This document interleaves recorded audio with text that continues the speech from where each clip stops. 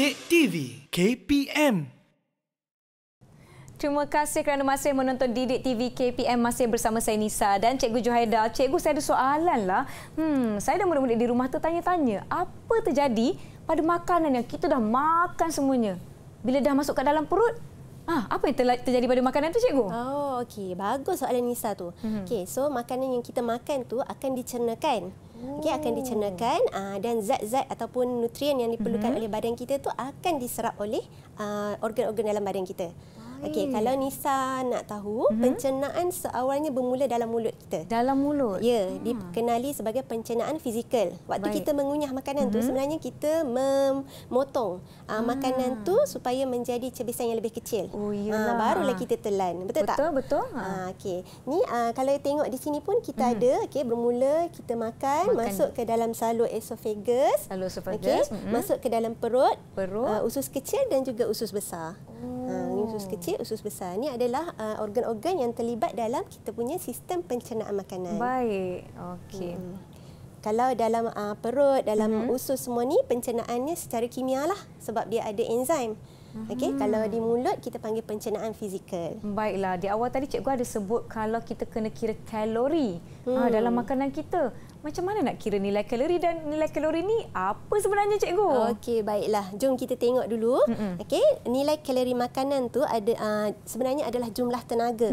Okey, jumlah tenaga dalam makanan diukur dalam nilai kalori. Baik. Nilai kalori bagi suatu makanan merupakan jumlah tenaga yang dibebaskan apabila 1 gram makanan dioksidakan dengan lengkap. Okey, nilai kalori ni dapat diukur dalam unit kalori, kilokalori atau kilojoule. Baik. Okey, nilai kalori dalam makanan diukur dengan menggunakan alat pengukur khas yang dinamakan calorimeter bomb. Okey, ini maksud nilai kalori. Okey, sebelum tu, baik kita tengok video dulu. Okey, jom kita lihat video ini bersama-sama. Murid-murid di rumah, ayo kita tonton. Assalamualaikum dan salam sejahtera. Nama Cikgu Tuan Juhaida. Untuk subjek sains pada hari ini, kita akan belajar tentang nilai kalori makanan. Untuk hari ini, kita akan buat satu eksperimen untuk menganggarkan nilai kalori makanan dalam sampel makanan yang diuji. Sampel makanan yang akan kita gunakan ialah kacang dan juga roti. Alat radas dan bahan yang akan kita gunakan ialah kaki retot, tabung didih, silinder penyukat untuk menyukat 10 cm padu air, termometer, jarum peniti, plastisin, penimbang digital, penghadang angin dan juga mancis. Jom kita buat eksperimen sama-sama.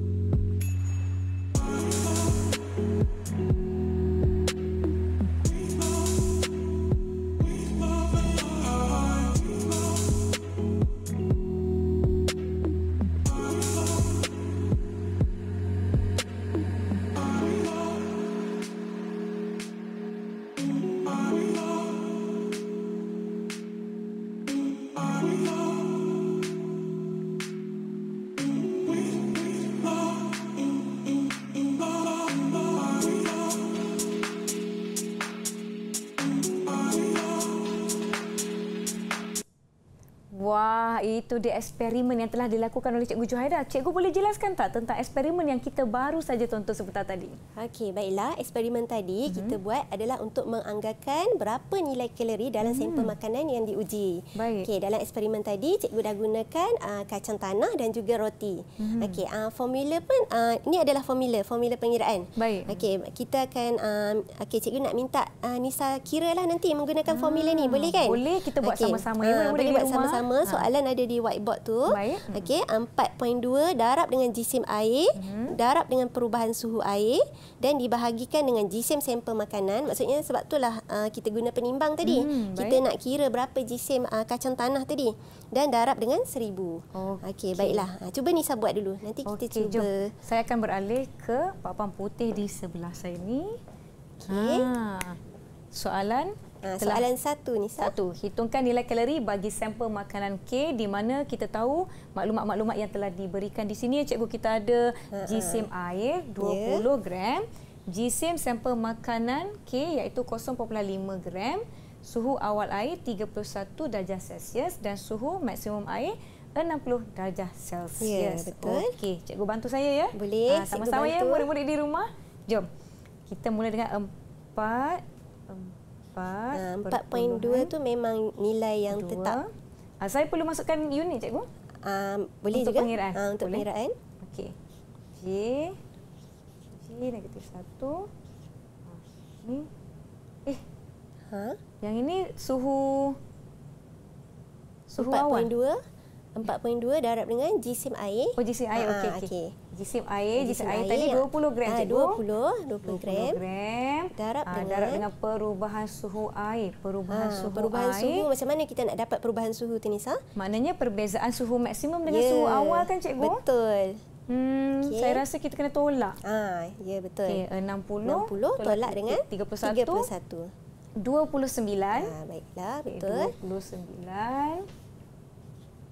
Okey, bahagi dengan jisim sampel makanan darab 1000. Jisim sampel makanan tadi 0.5 gram. Okey. 0.5 gram darab 1000. Okey, jawapannya kita tekan kalkulator. Boleh tekan kalkulator. Okey, kejap ya. Nisa nak ambil kalkulator. Belajar sains dengan matematik memang kena ada kalkulator. Baik, 4.2 darab dengan 20 darab dengan 29. Okey, kita tulis dahulu. Kalau tak cukup ruang saya tulis bawah ni boleh, cikgu? Boleh.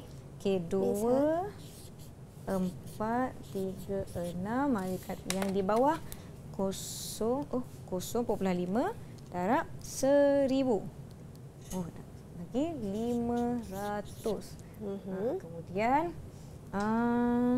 2, 4, 3, 6 bagi 500. Okey.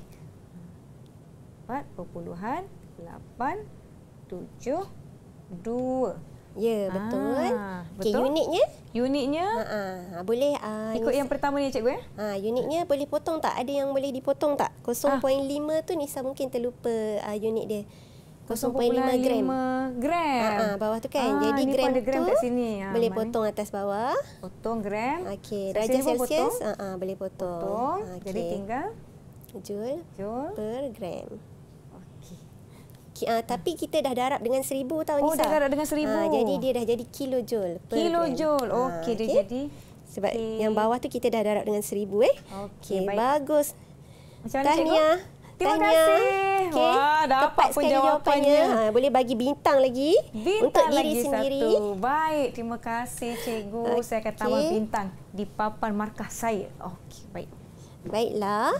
Okey, so nampaknya Nisa pun dah tahu cara menggunakan formula untuk pengiraan nilai kalori makanan. Baik. Okey, berdasarkan daripada nilai yang kita dapat daripada eksperimen tadilah.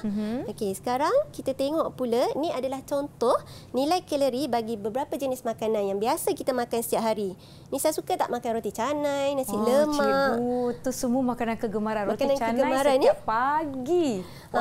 Wajib Okey, kalau kita tengok di sini satu keping kecil roti canai tu nilai kalori dia ialah 250 kilokalori. Kalau nasi lemak, 1 pinggan 400. Nasi lemak ni adalah nasi lemak biasa tau. Lemak yang biasa. belum tambah telur goreng, belum tambah ayam goreng, belum tambah sambal sotong. Okey, tapi nilai kalorinya telah mencecah 400. Okey, ni contohlah. Okey, Nisa tahu tak macam mana sebenarnya kita nak kira nilai kalori ni? Nilai kalori?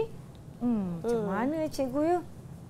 Kita kena guna formula yang sebentar tadi atau kita ada formula yang lain, cikgu? Okey, yang tadi adalah nilai kalori dalam sampel makanan. Okey, sekarang kita nak tahu berapa pengambilan kalori harian kita. Pengambilan kalori contohnya harian. lah, okey, kita ada, tengok di sini ya. Okey, ini adalah faktor-faktor yang mempengaruhi pengambilan gizi seimbang kita. Baik. Okey, contohnya umur berbeza, keperluan kalori juga berbeza. Jantina antara lelaki dan perempuan pun berbeza, keperluan kalori, Baik. aktiviti fizikal dan pekerjaan, iklim, saiz badan dan juga tahap kesihatan. Okey, ini adalah 6 faktor yang mempengaruhi pengambilan kalori kita. Contohnya untuk remaja yang berumur 18 tahun, Baik. lelaki dan perempuan keperluan kalori harian mereka juga berbeza. Jadi contohlah, saya ambil satu contoh. Baik. Cikgu ambil satu contoh. Katakanlah keperluan kalori harian kita adalah 1,800 kilokalori. Baik. Jadi cara kita nak bahagikan ialah kita bahagikan kepada 5 kali makan. Bahagi 5 kali makan. 1,800 tu bahagi 5. Bahagi 5. Untuk sarapan, minum pagi, Baik. makan tengah hari, minum petang dan juga makan malam. Makan malam. Tapi cikgu, macam mana nak kira kalori? Ada menggunakan alat-alat tertentu ke cikgu? Okey, menggunakan kita kalau nak kira untuk eksperimen dalam sampel makanan, kita guna alatnya ialah calorimeter bomb. Okey. Jadi kalau kita nak bahagikan kepada 5 tadi tu, 5 kali 5 hidangan tu, sarapan, makan tengah hari dengan makan malam tu 500 kilokalori setiap kali. 500 kilokalori Dan setiap juga kali. untuk yang minum pagi dan juga minum petang tu 150 kilokalori. Cikgu, saya ada soalan boleh? Kalau 1,800 kalori dibahagi 5 kali makan, andai katalah waktu sarapan saya ambil sedikit saja pengambilan kalori. Maknanya pengambilan kalori pada waktu mungkin makan tengah hari atau minum petang tu perlu tak saya lebihkan untuk cukupkan 1,800 sepanjang hari? Okey, baiklah, bagus soalan tu. Okey, biasanya kalau kalau kekurangan sedikit tu tidak menjadi masalah. Okey, dan kadang-kadang dia seorang tu dia sarapan sedikit tapi dia makan tengah hari tu lebih berat. Jadi keperluan kalori dia tu telah ditampung di situ. Okey, yang biasanya yang menjadi masalah ialah bila pengambilan kalori tu berlebihan. Yang tu yang menjadi masalah. Okey. Okey. Okey, bila kita belajar tentang kalori, tentang nutrisi, so tidak sah kalau kita tidak bercakap tentang indeks jisim badan ataupun lebih dikenali sebagai BMI. Nisa ingat tak berapa berat Nisa dengan tinggi? Boleh kita kira sama-sama ni? Boleh, tak ada masalah. Okey. Kita nak kira BMI saya? Boleh. Okey, jom. Soalan 2 Nisa. Mari, saya akan beralih kepada papan ini. So Nisa tulis berat dengan Berat tinggi. saya 47 kilogram. Kemudian tinggi saya 160 sentimeter. Okey, formulanya 160 cm tu tinggi tu tukar kepada unit meter. unit meter 1.6. 1.6 meter. 1.6 meter. Baik. Baiklah. Boleh masukkan dalam formula tersebut. Berat bahagi dengan tinggi darab tinggi. 47 kilo bahagi tinggi darab tinggi. Maknanya 1.6 meter tadi darab dengan 1.6 meter lagi sekali ya cikgu? Ya, betul. Okey. Macam biasa, kita tekan kalkulator. Okey. 4. Okey, kita selesaikan yang bawah tu dulu. Yang bawah dulu. 1.6 darab 1.6 sama dengan 2.56. Maknanya dia 47 kilogram bahagi 2.56 meter. Okey. Kemudian kita tekan lagi kalkulator. 47 bahagi 2.56. Saya dapat nombor yang sangat banyak cikgu. 18 perpuluhan. Satu titik perpuluhan lah. Boleh bagi. 18.4 cikgu. Oh, tapi untuk BMI, apa unitnya cikgu? Tak ada unit. Tiada unit. Baik. Ada maaf. Kilogram per meter. Kilogram per meter. Baik. Tapi biasanya kita tak perlu tulis pun tak apa. Okey. Kalau Nisa tengok carta indeks jisim badan ni, baik. Okey. Agak-agak Nisa berada di mana tu? 18.4. Saya berada di kategori kurang jisim badan, cikgu. Jadi, maksudnya Nisa perlu tambah lagi lah pengambilan kalori makanan harian Nisa. Maknanya saya kena tambah apa yang saya makan atau saya kena tambah jumlah kalori tapi jumlah makanan tu sedikit? Dia ada makanan yang tinggi kandungan kalori. Contohnya macam kita ada 2 jenis roti, roti putih dan roti gandum. Baik. Roti gandum tu dia lebih mengenyangkan dan dia nilai kalori tu lebih tinggi. Berbanding dengan maksudnya Nisa boleh tukar jenis makanan yang diambil dan pastikan makanan yang diambil tu mematuhilah ke semua ada 7 kelas makanan. Ya, baiklah. Maknanya bukanlah saya kena tambah makanan daripada 5 kali sehari kepada 7 kali sehari. Tidak. Bukan. Bukan. Okay. So, kesan buruk kepada kesihatan yang dihadapi akibat pengambilan jumlah kalori yang tidak menepati keperluan harian individu. Baik. Ini biasanya kalau berlebihan lah, dia akan menyebabkan obesiti. Baik. Pengambilan lemak. Makanan yang tinggi nilai kalori yang berlemak secara berlebihan untuk jangka masa yang panjang. Kalau anoreksia nervosa pula ialah keengganan seseorang individu untuk makan sebab dia terlalu risau akan kenaikan berat badan. Jadi yang ni kurang pula kalori. Diabetes mellitus ialah kencing manis, mengambil makanan atau minuman yang tinggi kandungan gula untuk jangka masa yang panjang, tekanan darah tinggi mengambil makanan yang tinggi kandungan garam, dan bulimia nervosa ialah terlalu taksub dengan pengawalan berat badan. Bulimia ni, penghidap bulimia ni dia akan makan dengan kuantiti yang banyak, tapi dia akan muntahkan balik. Berbanding dengan anoreksia, dia memang tak nak makan langsung. Jadi itu beza dia lah. Perbezaan antara anoreksia nervosa antara bulimia dengan bulimia nervosa. Tapi kan cikgu, kadang-kadang bukan apa, kita tak dapat nak elak makanan ni sebab rasanya sedap, perisa macam-macam, cikgu. Betul tu. Kalau Nisa tengok kat depan tu pun ada makanan segera kan? Ya, ada makanan segera. Ini kegemaran saya. Makanan segera ni sebenarnya dia biasanya terdiri daripada makanan proses. Makanan proses ni dia memang tinggi kandungan bahan tambah makanan. Contoh bahan tambah makanan kita ada 7 lah. Kita ada pengawet, perisa, pengemulsi, pewarna, pengantioksida, pemekat dan juga penstabil. Contohnya, cikgu bergerak ke depan ni. Cikgu. Kalau dalam roti burger ni pun ada pengawet. Supaya roti tu tak cepat berkulat. Dalam daging burger pun ada pengawet dan juga pewarna. Pewarna tu sebabnya makanan proses ni semasa pemprosesan makanan tu warna asal makanan tersebut hilang. Jadi perlu ditambahkan pewarna supaya kelihatan menarik. Kelihatan macam daging. Ya, berwarna merah. Kalau tak warna merah daging tu semasa proses tu dia akan hilang. Dan luntur dan nampak tak menarik lah kan? Baik. Sama juga dengan kentang goreng, tinggi kandungan garam. Maksudnya makanan-makanan ni kalau dimakan secara berlebihan tu boleh memudaratkan lah. Ini contoh bahan-bahan tambah dalam makanan contoh tu. Macam aiskrim. Aiskrim saya rasa mesti ada macam pewarna, mungkin ada pemekat. Betul tu. Untuk menjadikan tekstur aiskrim tu lebih cantik. Betul tak cikgu? Betul. Kalau kita buat aiskrim sendiri kat rumah kan dia tak jadi tekstur cantik kan? Betul. Dia akan jadi terbahagi 2 warna sebab dia tak ada pengemulsi.